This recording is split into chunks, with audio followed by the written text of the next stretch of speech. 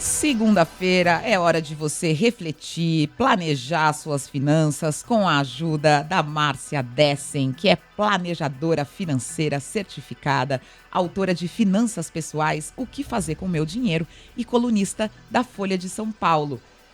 Um tema importante: muitos brasileiros não têm casa própria e moram de aluguel. Hoje a Márcia vai comentar com a gente sobre os direitos, também sobre os deveres das partes de um contrato de locação. Aquela relação importante de ser atualizada nesses momentos de pandemia entre inquilino e proprietário. Márcia, bom dia. Bom dia, Adriana, Newton, como estão? Tudo Tudo bem? certo? Mauro, Tudo bem, tudo bem. ato falho. Escapou. Gente, você sabe, eu decidi escrever sobre esse assunto, no caso de vocês conversar, porque uma amiga minha que estava alugando um imóvel me disse que ela estava sendo cobrada, tinha que pagar uma taxa da ficha cadastral do contrato de aluguel, do imóvel.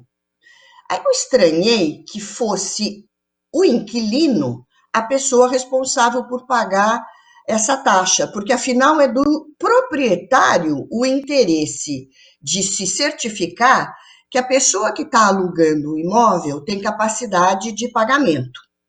Aí, como eu sempre busco as fontes oficiais de informação, fui procurar o PROCON para ver o que dizia a respeito.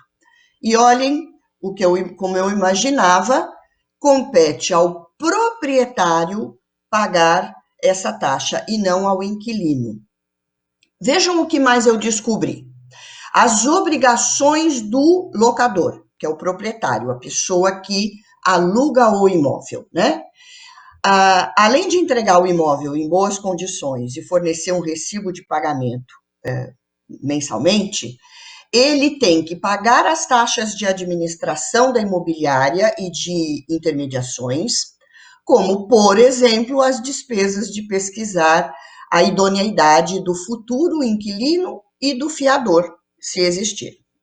Ele tem que pagar despesas extraordinárias de condomínio, como, por exemplo, obras de reforma, pintura de fachada, equipamento de segurança, fundo de reserva.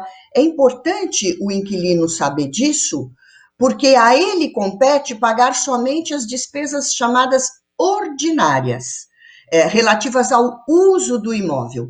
Tudo que diz respeito à manutenção do imóvel compete ao dono do imóvel pagar. E ele também, o proprietário também tem que reembolsar despesas de benfeitorias que são necessárias, como, por exemplo, corrigir vazamentos e danos elétricos. Agora, o que é a obrigação do locatário, a pessoa que aluga o imóvel, que paga o aluguel? Pagar pontualmente o aluguel, devolver o imóvel no estado que recebeu, exceto pela deterioração natural decorrente do uso, né? 10 anos depois, é evidente que o imóvel está mais velho.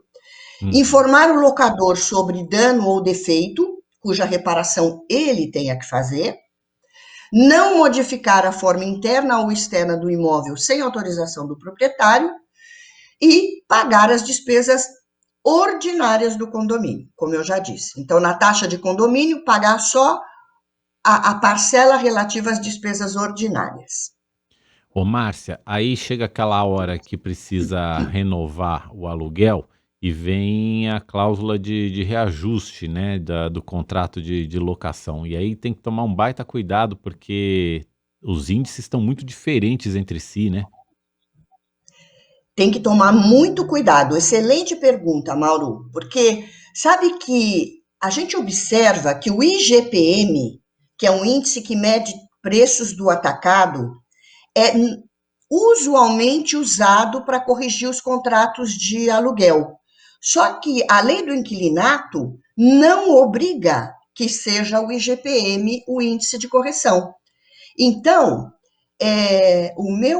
a minha recomendação é que as pessoas tentem negociar com o proprietário um índice como o IPCA, que é o índice de inflação de preços no varejo, muito mais adequado para corrigir um contrato como esse.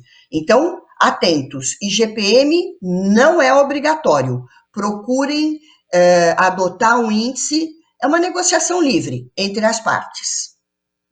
E Márcia, e quando o inquilino resolve deixar o imóvel antes do prazo que foi contratado, ele pode fazer isso? Legal, boa pergunta também, Mauro. Olha, a lei diz o seguinte: o inquilino, suponha que você assinou um contrato de aluguel por 3 anos, e um ano depois você decide que não é nesse imóvel que eu quero morar. Nesse caso, se você decidir sair antes de decorrido o prazo do aluguel contratado, você tem que pagar a multa pactuada.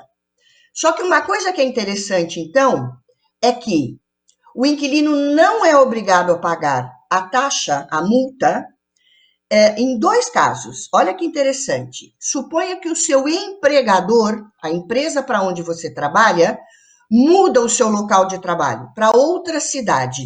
Então, você está deixando o aluguel por uma condição alheio à sua vontade. E, nesse caso, a multa não se aplica. E a multa também não se aplica se o contrato tiver prazo indeterminado. Essa é uma boa opção, hein? Assinar um contrato de locação por prazo indeterminado. Aí a multa não se aplica, basta notificar o proprietário com 30 dias de antecedência, talvez 60, o que estiver previsto no contrato. E Márcia, para terminar, o que a gente pode falar sobre as garantias, né, que o proprietário pode solicitar para o inquilino para reduzir a falta de, né, o risco de falta de pagamento? Antes era só o fiador, né, Márcia? Mas depois surgiram outros instrumentos também, né? É verdade. Antigamente, só o fiador. Agora, são 3 os tipos de garantia. O fiador, a fiança, que é uma terceira pessoa que entra no combinado para garantir o cumprimento do contrato, uma caução, que é um depósito em dinheiro, ou um seguro fiança, que é uma novidade não tão recente, mas que nos tempos antigos não existiam. Esse é um assunto que rende tanto que eu volto a semana que vem para trazer mais informações sobre os 3 tipos de garantia que o inquilino é obrigado a apresentar para o proprietário na hora de celebrar um contrato de locação. Tá bom, e olha, já estão chegando algumas mensagens aqui de ouvintes, Márcia. Se você tiver dúvidas sobre questões de aluguel de imóvel, manda aqui pra gente pelo 11 943 805 100, que a gente repassa para a Márcia e na semana que vem ela responde as dúvidas dos nossos ouvintes e das nossas ouvintes. Márcia, obrigado por hoje, boa semana, até segunda que vem. Até segunda, boa semana para vocês.